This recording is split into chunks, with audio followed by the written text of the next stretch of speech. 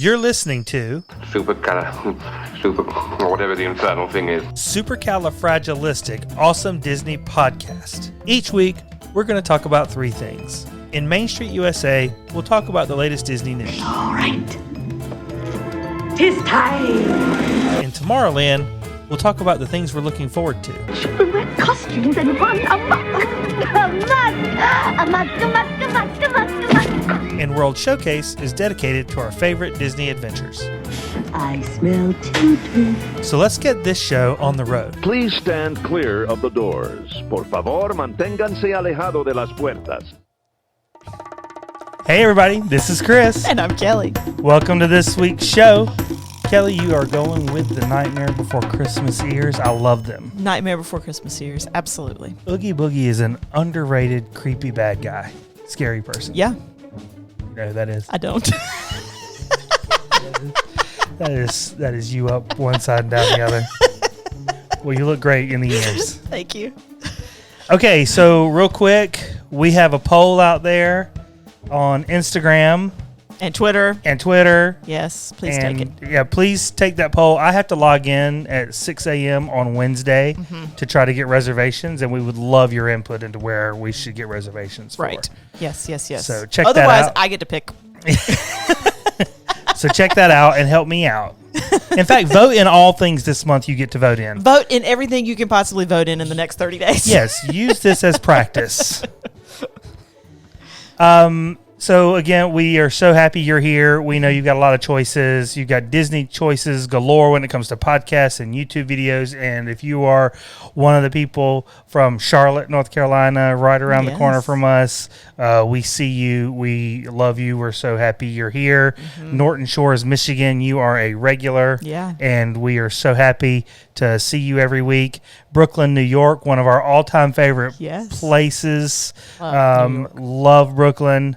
Thank you for joining on the podcast. And Voici-en-Brie in France. Nice. We Very are impressive, so honey. happy to have all of you here. You've got lots of choices. Yes. And tell your friends to join us. Tell your friends to join us, but absolutely reach out to us on some kind of a social media platform and let us know that you heard your city called out, and we will get you a sticker. I've got a stack of stickers in my office ready to go. Burning a hole in our pockets. Burning a hole. Okay, so some news this week. I always go into the week thinking there's not going to be a lot of news, and then there's always some stuff, right? Yeah. So in the parks, we've got some restaurants reopening. The Lunching Pad in Tomorrowland. Okay. That's right below the Rockets. They're opening back up, and they have brought back the jalapeno cheese Mickey pretzel, which is very exciting. Okay. Les Chefs de France in Epcot is open back up. Yes, I heard that. So that's a place that's sort of on my bucket list to try. I know, we've never eaten there. Never eaten there. I'd love to do, and they're marking like tables that are unavailable with champagne bottles, which is so super French. I love that. Oh, that's fantastic. Yeah. The ABC commissary is opening up at Hollywood Studios. No red meat on the menu at this point, which is an interesting choice. But Really? So they opened up and they said no red meat on the menu? No, but they don't have any red meat on the menu. Do they have their veggie burger, though? I looked. They have a great Impossible They have burger. an Impossible burger there, and I didn't see it on the menu, but that doesn't mean it's not there. I was really more enthralled in some of their new items, especially the buffalo chicken grilled cheese sandwich that they're serving now. Wow. Yeah, that's thing interesting. Looked crazy. That's fascinating. Yeah, same social distancing and masking Yes, and all that yes. stuff that they have at all the other places is still going on. Mobile ordering, pickup, all that is still happening. Other park news is that Frozen Ever After is getting a very short and quick refurb, November 2nd through 6th. The ride. Yes, the ride. So it's going to be going down for 4 or 5 days to do some refurb. That is a quick refurb. Yep. They had some issues, I think, with either Olaf or it was with Elsa a little while back. Okay. So I think they went rogue, and they need to get them in line. You know what? It's 2020, man. I feel them. I know. I feel them. No, we're all going rogue. Some entertainment news. Super exciting entertainment news. Space Mountain is getting a live action movie. Ooh. So as long as it's not... I'm wearing the shirt. You are totally wearing I Need Space. Again, No coordination, but it works out. That's awesome. Yeah. So I'm a little bit worried that it could have a black hole vibe. I know you have no idea what Disney's The Black Hole is. If anybody wants to do some digging into the retro movies on Disney Plus, watch The Black Hole, but don't blame me that you decided to watch it. It is a creepy space movie, and I just hope they do better with Space Mountain. You're worried that the Space Mountain movie is going to have a black hole vibe. Yeah, it was Frankly, just really just sounds creepy. like something that ought to be done in 2020. It was very much in the Star Wars time frame, and people were really digging on Star Wars, and they just did not compete. Okay. But it's going to be Joby Harold, who writes and produces, along with his spouse Tori Tunnell. They're doing the Star Wars series that focuses on Obi-Wan Kenobi for Disney Plus, and they also did John Wick Chapter 3, Parabellum. So they've got some. I have no idea what that is. They've got some. John Wick Chapter 3, Parabellum. Is that a thing? That's a movie. It's the third in a line of Keanu Reeves movies that is all the rage. Yeah. Really? Yes. Space Mountain in Magic Kingdom, by the way, was the first version of Space Mountain. Then it was such a huge success, they put one in Disneyland and then later 3 other Disney theme parks. Just thought I'd throw that in there. Okay, that's a good little fun fact. Pixar's latest release, Soul, is going to go straight to Disney Plus on Christmas Day. Oh, now that's a good thing. That's a good idea. I know. I love that. I like that idea. International release. That's just U.S. International. You have to pay release. extra like with Mulan? No, this is free release. Yeah. Okay.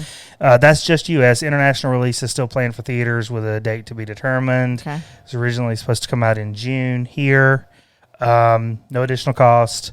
Directed by Pete Docter, who did Monsters, Inc. and Up, and Kemp Power, so they co-directed. Okay. This is about a middle school music teacher, voiced by Jamie Foxx. We know he can do jazz, right? Who has dreams of being a jazz performer. Before his big break, he gets into an accident, and it separates his soul from his body. And he is transported to the U Seminar, where he teams up with 22. That's a character's name, 22, voiced by Tina Fey. Oh, I love Tina Fey. Already we're bought in. I know. I am bought into this. And 22 tries to help him return his soul to his body on Earth before it's too late. This is not a musical, but obviously music plays a big role. Right. Pete Docter, one of the directors, said, "The world can be an exhausting and frustrating place, don't we know? Duh. But it's also full of unexpected joys, even in seemingly mundane things. Soul investigates what's really important in our lives, a question we're all asking these days." Amen. Amen to that. He says, "I hope it will bring some humor and fun to people at a time when everyone can surely use that." Amen to that again. Amen. It also stars Questlove from The Roots, David Diggs. Oh, love David. I know, we do. Felicia Rashad. Felicia Rashad. She's bringing it back. And Angela Bassett. And for all those who are worried, John Ratzenberger will be in this movie because I think he is contractually bound to be in every Pixar movie under the sun. I know you don't know who John Ratzenberger is. Do you know who that is? John Ratzenberger, he's most famous probably for playing Cliff Clavin, the mailman on Cheers. But he's been in literally, I believe, I looked to see if I could prove it out, every Pixar movie that has been released. Okay, well, give me a character that he's been in. He played Ham in all the Toy Story movies. Okay. Right? Okay, I know Ham. Yep. Yeah. So he's been in all of them. He's played something, even just little cameos sometimes. Okay, well, good for him. So I mentioned last week that The Right Stuff was launching on October the 9th on Disney Plus. I watched the first episode. It's good. It's solid. Nice. It doesn't quite give you the feels that the movie did, but it's clearly going to go much deeper into each person, person's character. Okay, well, that's nice. Yeah, it was good. I recommend it. So you Disney Plus cheated on me. Well, I wasn't sure Right Stuff was going to be in your wheelhouse. Well, you didn't ask. Listen, we'll go get it. Look, I'll watch it again. Disney Plus cheated on me. In resort news, Coronado Springs Resort will open on October the 14th. Not all of their restaurants will open up, but the resort opens up on October the 14th, so I think that's Tuesday. The Luna Park pool, I wrote it this way on purpose. The Luna Park pool at Boardwalk is getting a facelift. They're going to kill the clown. No, I don't know that they're going to kill the clown. Kill the clown. Clown face. They are definitely redoing the roller coaster slide to refurb it. They have definitely at least torn down part of the clown face because I saw some of the wreckage. Oh, thank God. But I don't know that the clown is going away. Maybe he's going to look a little bit less creepy. Is I that don't know. possible for a clown to look less I don't know creepy? that it's possible. Chef Mickey characters are returning to Chef Mickey's on December the 16th. So you can start getting reservations for that on October the 17th, I believe. And Chef Mickey's has been open, but characters are just not coming back. Right. And Disney's Winter Summerland Miniature Golf opens up on November the 6th. Fun. Fantasia Gardens has been open since July. It's going to actually close down, I think, again the day after this one opens up. So that's the news for this week. Okay, well, I've got a quick trivia question for you before we pop on over. I have not been doing well on these. You have not. I think you're negative 200. Something Yeah. like that. Okay. Yeah. Christian Bale is the voice behind which character in Pocahontas? I'm going to say John Smith. No. You're negative 300 now. Got to be the bad guy. What's his name? Great. These are great trivia questions I found. Thomas. Oh. I don't Man. actually know who that is. I know who that is, but I would never have guessed him. Okay. I don't actually know who that is. Well, good trivia question. I missed another one. Yeah. You're not doing well. Maybe if he had talked like this, like he did in Batman. He was not good at Batman. He just had a great chin. He did. He did. Good chin. Okay. All right. All Let's right. hit it. So on to you. Tomorrowland. You're not going to see this one coming from a million miles away. We are talking about, I told you I'm trying to keep it creepy this That's true. month. That's right. Okay, we're talking about Sorcerers of the Magic Kingdom. You have any idea what that is? I have no idea. I'm so excited. Okay, so this is an interactive game that you can play throughout Magic Kingdom. So Disney's really releasing a lot of these. There's tons of them. Okay, there's the Wilderness Explorers in Animal Kingdom. Oh, yeah. You know, the last time we were there, we saw a fully grown adult man doing that Wilderness Explorer thing in his shorts and his shirt and his hat. Like he was on fire for Wilderness Explorers. He was really feeling it. So there's another one, A Pirate's Adventure, Treasure of the Seven Seas in Adventureland, that looks really cool. I've seen kids, I think, right? When you finish that one, you get fast passes for Pirates of the Caribbean. Oh, that's Yes. worthy. Yes, it's worthy. Objects move. You're actually hunting for treasure in Adventureland. That one's really cool. That is cool. There is the Mirror de los Muertos in the Mexican Pavilion at Epcot. I know. I want to do that one. Kit Kat Fun Stops in Epcot, which is not really an interactive game, but Yeah, that one's a little bit not great. But I needed to include it. That caters in to this kids list. who are bored at Epcot. Yeah, I needed to include it in this list. Star Wars Galaxy's Edge is an interactive game where you hack the lock panels throughout Batuu. Oh, and I wonder if CV75 would help me find them. I bet he would. Yes. So Star Wars Galaxy's Edge, you actually use your smartphone. But the rest of these are interactive in a way where you use your Magic Band. Okay. Okay. But anyway, so we're talking about Sorcerers of the Magic Kingdom, which actually has a quest in every land except Tomorrowland. Sorcerers don't really fit in Tomorrowland. See, I don't think that makes any sense at all. You're saying there's not going to be no sorcerers in the future? Of course there will be. I'm just going to leave it alone and talk about how there are no sorcerers now. So this is, for those of you not familiar with what this is, they're interactive games throughout the park, right? And honestly, I didn't know that this entire list was there. I knew nothing about Sorcerers of the Magic Kingdom. But these are included in your theme park admission. There's no additional charge. And it can be a great thing to do while you're waiting for your next Fast Pass or on a day when the park is really crowded. Also good for smaller kids that don't really care for the rides or the long lines. Yeah. It's a good way to keep everybody busy without constantly eating. You know, I haven't reached that point yet. But so here's the premise. The premise is that Merlin is recruiting park guests to be apprentice sorcerers and sending them out into the park to fight Disney villains. So the recruits join the fight at the firehouse on Main Street, USA. You sign up, you receive your sorcerer key card and Merlin's mystical map and 5 spell cards. Okay. And this is all like synced together. The missions last 20 to 30 minutes. The harder ones can be a little bit longer. Here's the cool thing. First of all, this is a big deal. Okay. This is a huge deal. You and I have never really participated in it. This is a thing. It's a thing. At special events like Mickey's Not So Scary Halloween Party and the Very Merry Party, you get special cards. So cards that are only available at those events. Nice. Okay. So if you're a fan of this game, make sure to check in there if you're there for an event, because I mean, that's gotta be cool. Yeah. So anyway, so here's how it works. The game was launched February 22nd of 2012. And it allows folks to battle Disney villains in all of the lands except Tomorrowland. And there's no real explanation why. Okay. I'm not following your explanation there. You're looking for icons throughout the park. Now, these are things that we've probably walked over or stood on. Times, right. Like, and never even noticed them, because you know how Disney does. Like, everything looks like it fits in with the decor. Right. Right? So you just never notice this. It's just part of the decor. You go about your day. Merlin sends you on these missions. And so he'll say, like, on your first mission, look for this symbol. And it's like a dragonfly or something.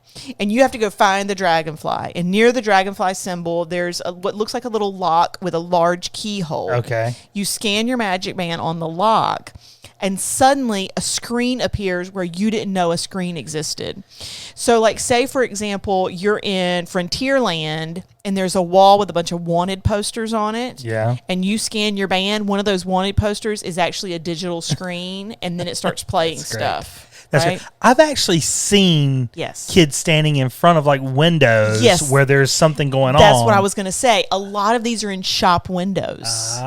So you walk by, you never notice, but people are standing there looking at the shop window like, just totally into whatever Right. Merlin is saying to them. So this is the cool part, though, is that this game knows where everybody is and everybody that's playing. So, right, because the magic band, right? I've told you, man, Mickey is tracking They're everything tracking we us do with that big time. band, right?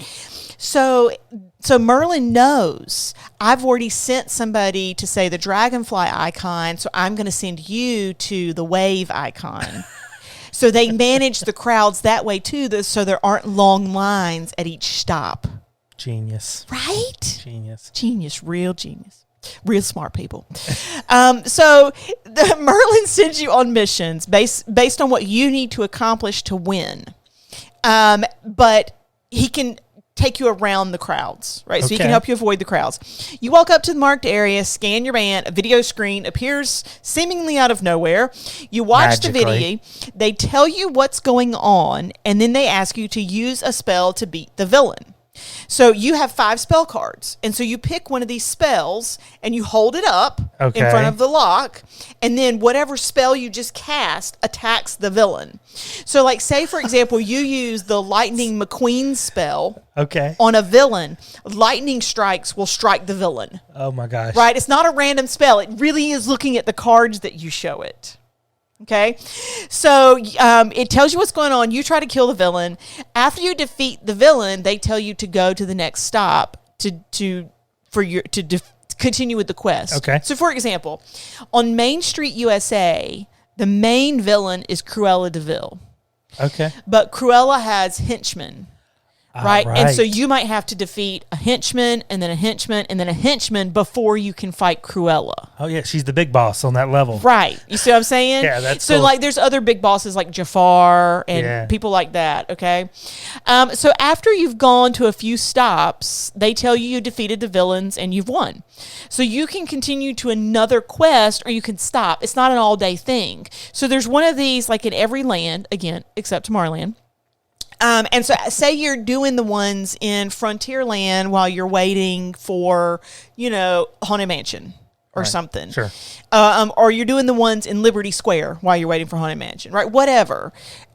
You can spend 20 or 30 minutes doing this while you're waiting on your next Fast Pass or whatever, just to sort of stay engaged.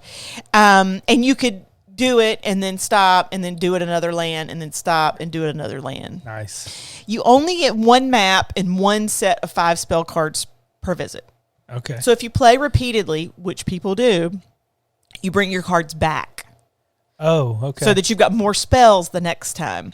Of course, if you defeat the entire game in one day, then you can return back to the firehouse and get a new set of spell cards. All this happens at the firehouse. Okay. Yeah.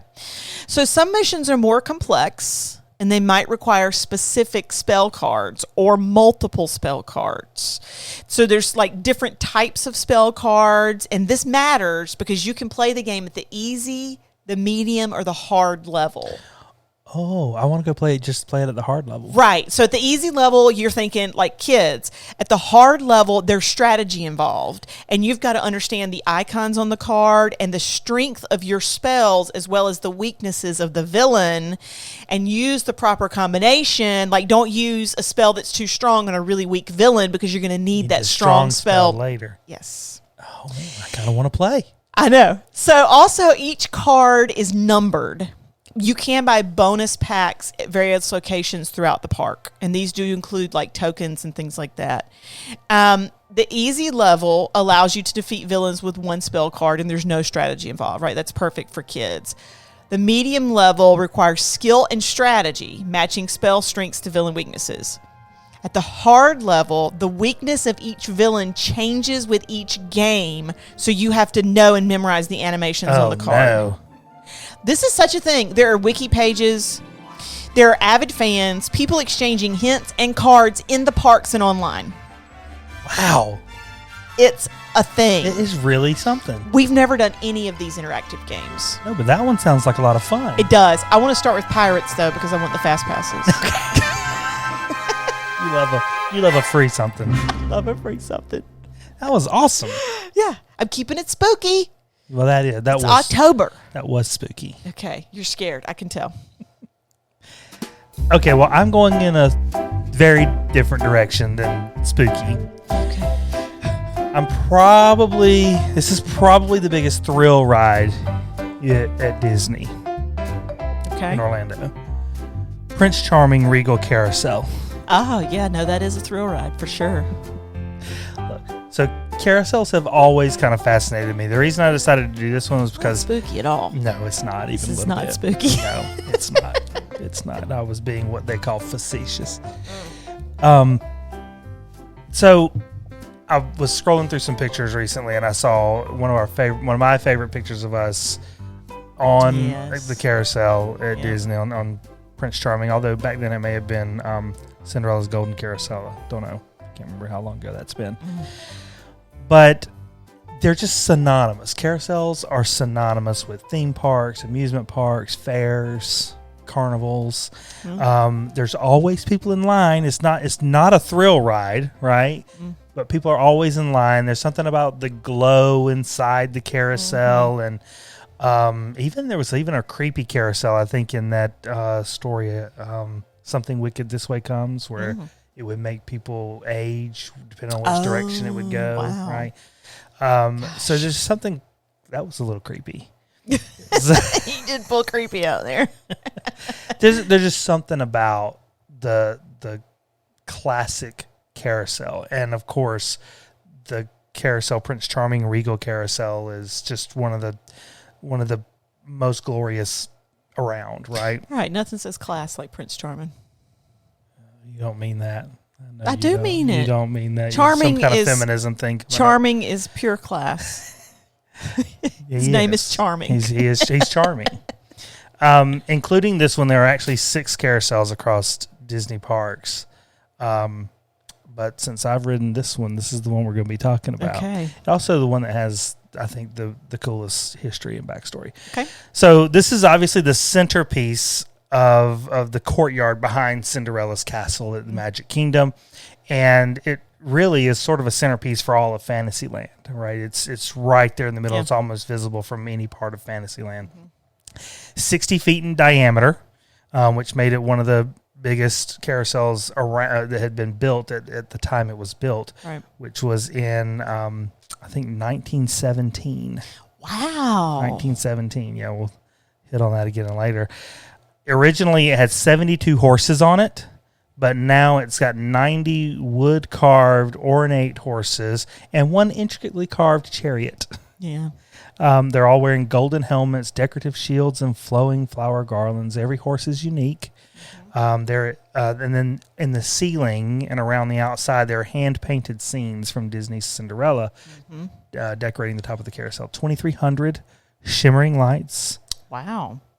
It's a 2-minute ride, and you hear classic Disney music played on a calliope organ. Right? Okay. It was built by the Philadelphia Toboggan Company, which was one of the world's most prestigious carousel companies back in 1917. Like I said, it's one of the largest carousels in the world, and it was originally called the Liberty Carousel, and it made its home at Belle Isle Park in Detroit. Yeah, I was going to say, Disney wasn't open in 1917. No, it wasn't. No, this was built for Belle Isle Park in Detroit. So why did they steal it from Detroit? They didn't. They took it from Maplewood, New Jersey. Wow, this thing's been around. It was rediscovered by the Walt Disney Company in 1967 in Maplewood, New Jersey. Disney Imagineers acquired it. Well, I thought it was funny the way the source, which was Wiki Fandom for Disney, said that they acquired it. I'm assuming they just bought it. I'm assuming they bought it too. But they performed extensive renovation before introducing it to the Magic Kingdom in 1971. It is technically the oldest ride in the park. That is so interesting because, how easy would it be for them to have just commissioned their own? Part of me wants to believe that they just liked that this was a classic old carousel. But no, you're not digging on that? I think that's fine, but still, they could have commissioned their own. And some of the others they have. Some of the others they've just built new carousels. Yeah. Yeah, but not this one. Okay. This one's got character. Yeah, sure. So there's a little bit of a controversy over whether or not one of the horses on the ride is Cinderella's horse. Okay. Really? Yeah. In the second rank or row of horses from the outside, right, there's one particular horse that has a golden ribbon or bow on its tail. Okay. It's the only one that has such a ribbon. None of the other one have None a of the golden other ones ribbon or have bow on the tail. On their tail, right. Okay. And so it's sort of conflicting stories about whether or not that's actually Cinderella's horse. You actually can find, if you Google Cinderella's horse, you'll find people that are talking about it. There's pictures of it all over the interwebs. Oh my goodness. And people who have taken their picture with it near the tail where you can see the golden ribbon so that that's the right horse. There are people all over the internet that give you advice on how to get to Cinderella's horse quickest, right? Oh my goodness. And so you don't have to run around looking for it, Does she have a horse in the movies? No, she doesn't ride a horse in the movie. As a matter of fact, I'm glad you asked. She does not. So anyway, cast members kind of refer to that horse as being Cinderella's horse. Okay. There are some other cast members, though, over the years that have been responsible for refurbing and restoring the horses, which get restored every 2 years. So they do 50 or 60 horses a year. Wow. So they get through all the horses every 2 years. These folks say that there is no Cinderella's horse, really. That mainly they believe her horse would have a much more prominent place of honor than just randomly on the second row of the carousel. And that it would probably be even more ornately decorated than just having a golden ribbon, right? But that's so fascinating. So Disney Imagineers rewrote the backstory for the carousel in 2010. And that's when it changed its name from Cinderella's Golden Carousel to Prince Charming Regal Carousel. So they took it away from Cindy and gave it to Charming. Well, everything has a backstory. So on June 1st, 2010, it was renamed with a new backstory. Here's the story. Following their fairy tale romance and happily ever after wedding, Cinderella and Prince Charming took up residence in Cinderella's castle. With peace throughout the kingdom, Prince Charming had time to practice for jousting tournaments. In the countryside near the castle, he built a training device of carved horses on which he could practice the art of ring spearing, a tournament event in which knights ride the horse at full speed, lance in hand, toward a small ring hanging from a tree limb, with the object of spearing the ring. This event was known by various names throughout the lands, but generally came to be called Carousel. The carousel device drew the attention of the villagers who wanted to take turns on this amazing spinning contraption. So Prince Charming had a second carousel constructed closer to the castle where everyone could take a spin on this wondrous invention. Instead of a working knight's training device, however, this new carousel is more befitting of its regal location in the castle courtyard. Its rustic training horses replaced with ornately decorated prancing steeds adorned with golden helmets and shields and flower garlands, feathers, and other festoons. Prince Charming invites one and all to test their horsemanship skills and enjoy their own happy ending. Huh. You're not into it? So is there a ring? No. I mean, a lot of carousels have, the golden ring that you reach out for. Oh, yeah, they do. Right. So is there a ring on Charming's carousel? Not that I'm aware of. No. No, not that I'm aware of. Yeah, I don't think. I mean, You just hate that they took it away from Cindy. it's Cindy's. They moved into Cindy's house. I mean, I think And then technically he they just moved starts into building- his place, and they started calling That's it not what you Cinderella. just said. No, that's not what I just said. You no. clearly just said he moved into her house, right? And so then he starts doing this jousting stuff because he didn't have anything else to do. I guess Cindy's running the country. And so he's out there practicing the jousting, and he's like, what would be fun is if I just made a little carousel out of this. And then he's probably just spending Cindy's money and making a carousel. We got to get you back into school, teaching some kids some things. I mean, that's probably how it went down. Charming's bored, so he's out playing with the wooden horses Right. at Cindy's house with Cindy's money. And then he builds a carousel and names it after himself. Come on, Charming. Well, look, some of these horses are worth $100,000. Oh, my goodness. Yeah. And you got kids with dirty diapers sitting on them. That's right. Some of them have, depending on how old or where they come from, but also some of that gold on there is legit gold leaf on those horses. Oh, I wish they right? wouldn't do stuff like that. I know. There's a story that says during the construction of Magic Kingdom, Roy Disney, Walt's brother, was walking through the breezeway of the castle where you can see the carousel and felt like it was not centered perfectly. The carousel wasn't centered perfectly on the breezeway view. He had it moved. Moved it 8 inches, and now it's perfect. God bless him. I feel that.